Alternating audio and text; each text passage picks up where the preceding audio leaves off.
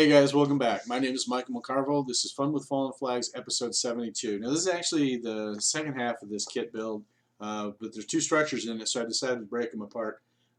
This is kit BMW 101 for the HO Banta Modelworks kit. This has the outhouse and the section car shed. Last episode we did the outhouse. This episode we're doing the section car shed.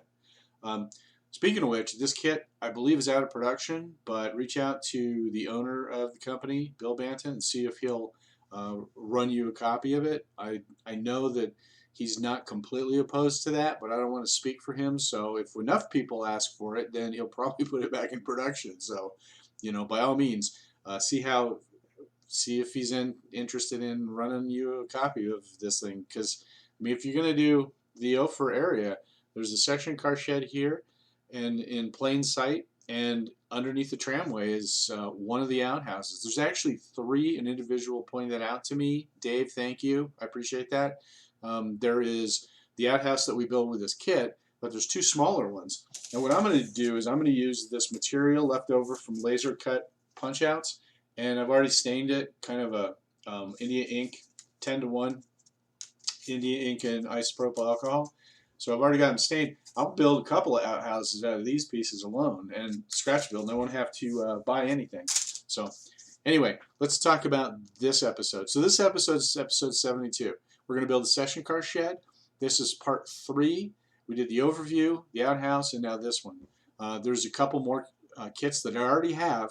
One of them is the depot. We're going to build that. And the Oilton Club Saloon, if you're familiar with that, that's a brand new kit from Bill Banta. I can't wait to do that one. I'm probably going to do that one next because it's brand new and I'm excited to do that one.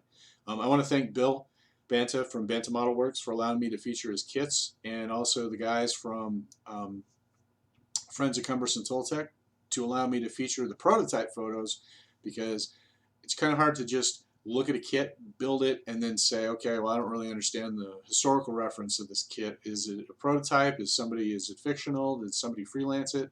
All the stuff that we're doing in these series are all based on actual Rio Grande Southern track work, structures, etc. So the kit information and the site for the Friends of Cumbres and Toltec, all that stuff is going to be down below in the notes, as well as the HO scale tutorials and the YouTube channel that this video is appearing on. So please feel free to check all those out. All that stuff's going to be below. So enough of business. So let's get to the actual kit. So you'll notice that the kit here, circled in red, is sitting at the end of the platform that's created by that big retaining wall made out of logs. What we have here is this section car shed where the Rio Grande Southern crews would park their section car, their little speeder car, and they would park it in here when they weren't using it, and for keep it out of the weather. You'll also notice that this shed is got some staining on it. It's got shingles that are missing. I mean, it's a maintenance shed, so it's not getting top of the line care. But also it's on stilts too. So the kit mentions that you can add legs to it and provides you some material, but we're going to kind of beef that up a little bit, and we're going to do some feet based on what I can see in some of these historical photos. Okay, so this is a zoomed in picture of that, so we can kind of see what's underneath this shed. You can see that on the left side there's 3 supports and a cross brace. On the right side you can't really see the middle one very well, but there's 3 supports, 3 legs, and then a cross brace that goes diagonally left to right up. And it looks like only half of it's there. I can't tell what's underneath the right half of that on the bottom, underneath the shed itself. It looks like there's a piece of machinery of some sort, and then going off to the left there's a piece of pipe. But for now we're just going to do the legs, and then if we get any better information we may add some more detail. But we're going to build this kit as it says, and then when we get to the leg part, which they say is optional, if you're going to put it on a hill you can. It can sit on flat ground totally fine. So if that's what you want or need, by all means, this is a good kit for that too.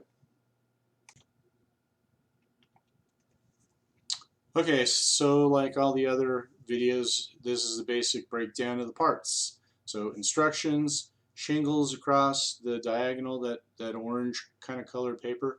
That's the shingles. I'm not sure if I'm going to use those. I'm probably going to use the leftover stock that I have of shingles that I'm working through from previous kits, but these are the shingles that come with it. If you want to use those, great. If you want to use the other ones, whatever. But the 2 pages of instructions and front and back, and then there's a little brown piece of plastic there. Those are hinges for the doors, and you'll notice that the doors only need 4 hinges, so there's actually 8 on there, so you have extra there. Then the laser cut pieces on the upper right, there's the walls, there's the floor, 2 pieces. The one on the left is the decking, the one on the right is the basically the template. If you're going to glue legs underneath, you glue that on and then you put the legs in those notches. But if you're not going to, if this kit is just going to lay flat on the ground, you don't even need to add that. My kit came with the triangular shape pieces there. Those are essentially roof braces, and it came with 2 pieces of those. I believe that's correct, because you use those to not only brace the roof, but also brace the corners. So that should be enough to do that. Directly underneath that is a piece of cardboard. You fold that, and that's the roof. This didn't come with any lines on it, so it's a good idea to draw a bunch of horizontal lines on it and make it parallel to that crease in the cardboard. And what that does is when you're putting the shingles on, you can line it up with the lines that you drew, and the lines don't have to be measured out any specific. They're just alignment guides, so they give you an idea if you're starting to get crooked or not. So anyway, I drew lines on it because I saw that they weren't there, and having built a couple of these kits, I knew that that was going to be necessary. Underneath that is just some stock dimensional wood. You're going to use that for the legs if you do the legs, and you're going to use that for the trim work, the corner pieces, any of that type of stuff. Then on top of, above the dimensional wood is a piece of track material, and what that is that goes on top of the deck, and it's supposed to simulate railroad ties kind of staggered. And then on top of that, the photos of this structure don't show rails, they show wood planks that the speeder car would sit on top of. It wouldn't run out on steel railroad rail, which I thought was unusual. But if you look really closely at the photos, it does look like wood, and the kit tells you that you should put wood there. And then the last piece just above that, those 2 little, I guess, rectangles, those are the doors to the speeder shed that you're going to glue. And you can put the doors open, or you can put them closed, and you're just going to have to determine if you want to detail the interior or not. On a speeder shed for the Vance Junction series, I detailed it completely. I put rafters in it and studs all around the inside. On this one, I decided if I was going to put a speeder here, I was going to put it outside the shed, and I was going to leave the doors closed. But the doors should hinge outwards. If you're going to open the doors, make sure they hinge outwards, because if they were hinging inwards and they put the speeder shed in there, they wouldn't be able to close. So it's just a note that that would be something to keep in mind. Let's take a look at the next step. All right, starting off, basically, we're just going to build the box. On my desk, on my mat, I have a framing square that you can see that's that large metallic thing. It's 18 inches by 2 feet, so it's big, it's heavy, it's steel. It makes a great alignment tool. And then I use drafting triangles to line up the walls as well. That X-Acto, that metal rod, that's the end of an X-Acto blade. That's just basically leaning it against the wood just so that the 4 walls are going to get nice and straight. So we got 3 walls here. And then after the walls are put together and dry, and I don't glue a lot at one time. I'll glue a few pieces, let it completely dry before I move on.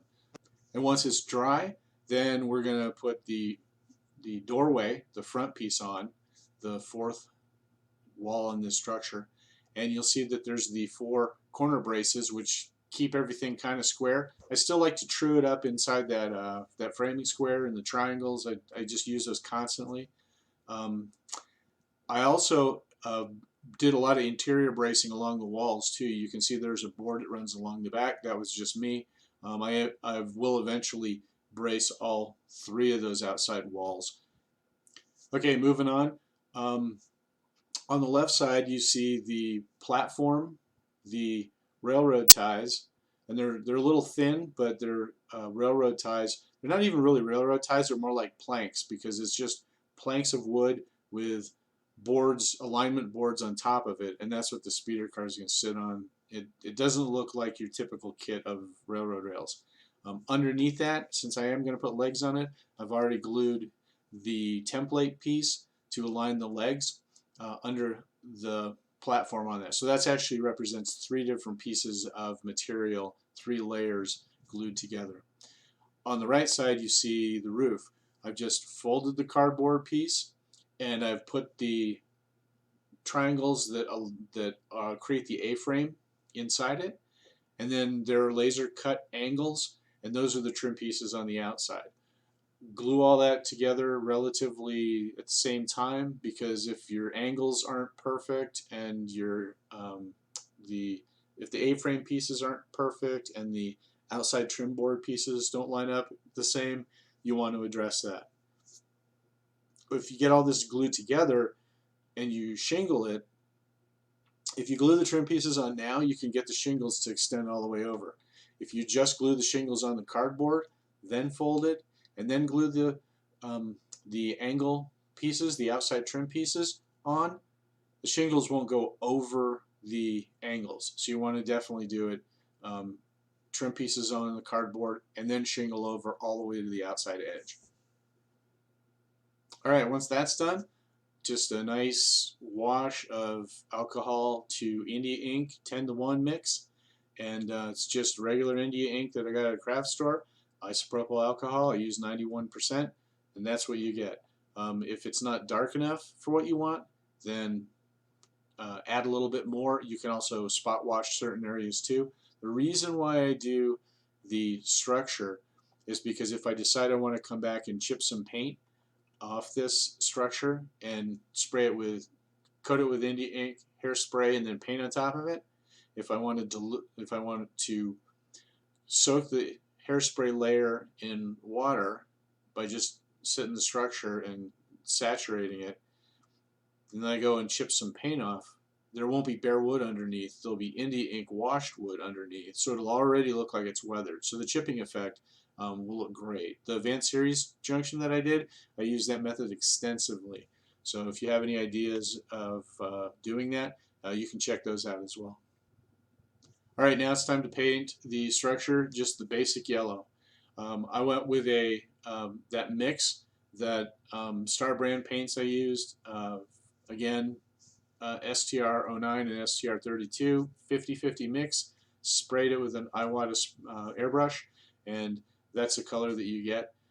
In this photo it looks a little more mustardy color than it actually comes out as, but we're going to weather over the top of that anyway, so that's pretty good for now. A couple different assemblies that we're working on kind of all at the same time. The trim pieces, I used an airbrush to spray those as well. I used just a standard, let's see, what was it? STR33 Denver and Rio Grande Western trim brown for trim and on this structure. So I did airbrush the pieces, but I gathered them together in a row of painter's tape, and then I sprayed them all at the same time, and they weren't flying all over the place. I didn't have to use a whole bunch of different clips or anything like that. It works really well. That works extremely well if you're going to do a larger structure and you've got 20 strips. You can organize the strips by dimensional size and spray them out, and that way as you're looking for lumber, you can write on the painter's tape what lumber that represents, if it's 1x6s like this, or if it's 8x8s. There's a couple different dimensions that you can spray as a group, and then you'll have that stock on hand. If you don't use it, you still have it for future kits, and it's already painted, it's already labeled. So it's a good way to go. The platform in the center, you can see I've stained, made a couple of dirty spot marks and stuff on it with a second layer. And then a few of the ties I've gone back and painted them with a darker shade just so that there's a little bit of differentiation between it. The roof has been shingled. It was really pretty fast job. Unlike the section house at Vance Junction, this didn't take very long to do. At the very top, you shingle all the way up to the top and get it up as tight as you can, and then the crest piece is just a thin piece of that same material. Cut it to the width that you need, and then draw a center line down it, and then I take a ruler, a steel ruler, and then I put it in down the center line, and then I just crease it. I fold it over that edge of the ruler. It makes a nice 90-degree angle, and then glue that on the top. At this phase, the shingled roof has been painted, and the center shot, that's actually what's essentially the boards that are used in place of rails. Again, this isn't really a very sophisticated structure. It's pretty crude. So the rails are actually wood, and I just used a couple of pieces of scrap that I had and scraped them up a little bit, and it gave them a little bit different color. And all that does is represent that there is some rails. Now you want to decide if you're going to have the structure doors open, doors closed. Mine's doors closed, so I only extended the rails into the inside of the structure, 1/4 inch or so, and even then that was plenty. The doors come all the way down to the tops of the rails. If your kit's like mine, you may have to sand the doors down just a hair, just to get them to align right, but that's not a big deal.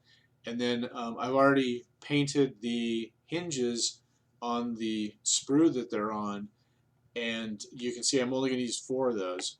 On the left side, there's a casting, and I'm not sure what that is. I think it's a lock, some locking mechanism for the door, but if you look at photos of the front of this structure, you'll see that there is just plain door on it. Now, it may have had that in the past, but since I'm choosing to model the structure relatively close to the photo that I'm referencing, then I'm not using this. Okay, so at this point, the trim boards that were on that piece of painter's tape, I've cut them to length that I want, and I have glued them on all 4 corners. You'll also notice that the door has got some grime on it. There's some stains on the left side of the section car shed with some really dark black stains and a bunch along the bottom. Looks like that was probably something that leaked, or some fluid or something that maybe came through the wall or whatever. But if you look at photos that I posted originally and rewind back to that, you can see these stains in that pattern. So I just took paint and matched exactly what I saw in the photo. So the shed looks the same. Also, there's rust marks on the hinges, and the rust marks not just on the hinges, but it also bleeds down the door as well. Other than that, that's where we're at, and now we're ready to start putting the roof on and building the structure underneath.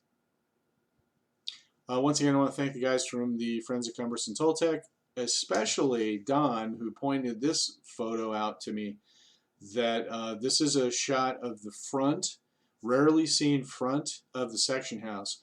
Now, if you look at the roof, there are a lot of shingles missing. I didn't pull that many shingles off. I wanted to represent the roof, that it was deteriorating a little bit, but there's a big chunk in the center that's missing shingles. So if you're going through for 100% accuracy, that's definitely something to look at. Also, there's a lot of grime on the door, and especially towards the bottom. Now, some of that's in shadow, so it's really difficult to tell.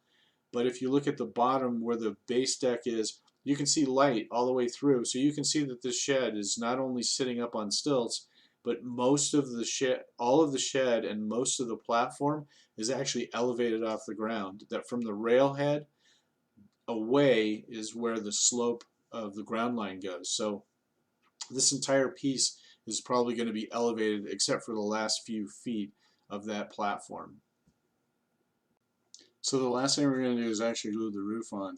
And the reason for that is that when we build the base underneath, we're going to glue just legs straight up to the bottom of the platform.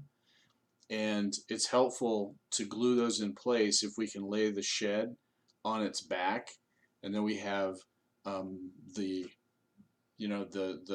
mat to align everything up nice and straight. If you glue the roof on, everything's going to be tilted and you can't get the legs straight, and you don't even want to mess with that.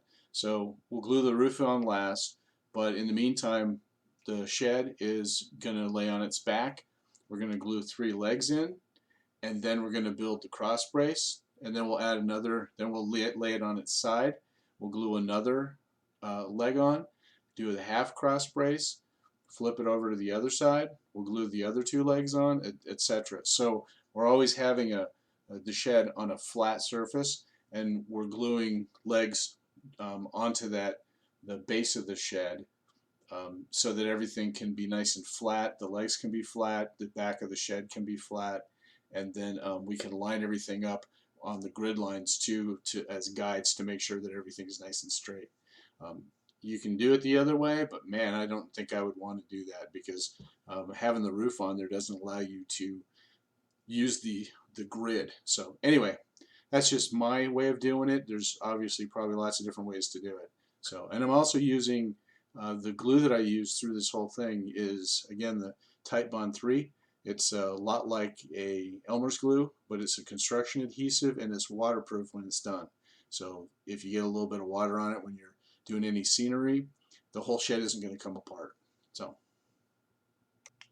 I tried to explain it and I thought, a picture's just going to do it so much better than trying to go through it. So this is what I'm talking about. The shed laying on its back, and then we're just gluing the legs in place carefully, and then once those the glue joints set, then we'll do a cross brace, and we'll attach the cross brace to the back of the shed and then all the way down across each of the legs. And as we do the legs coming up the side, we're going to roll the shed over, we're going to glue those in place, cross braces, so the whole thing is just going to kind of get braced together. If you want to, you could do cross braces internally too if you want. I'm not really worried about that, because once it gets put in place, if it happens to move and I have to reattach a leg or something, I'm not really worried about it. So anyway, that's how I get them. Now you may notice that there are 2 thin little shims that are lying underneath the legs. That's to account for the fact that the legs are gluing into the base, but the trim boards on the outside of that shed wall actually stick down a little bit. So to bring the legs, to true them up a little bit closer to so I get a good joint, I've used those to shim the legs, so the legs actually don't glue offset a little bit. They glue nice and tight up against the base. So anyway, we're going to let those 2 dry. I'm going to glue legs all the way around it, put the cross braces in, and then we'll take a look at it before we glue the roof on. Okay, so the legs are on, cross braces are on, and I'm about to glue the roof on, but I'm going to add one more step, and there's a little piece of wood at the end of the platform that's just holding it up so it stands, because all that weight of the platform wants it to tilt over. So I'm going to go ahead and just pre-mount it to the layout on just a little block of styrofoam.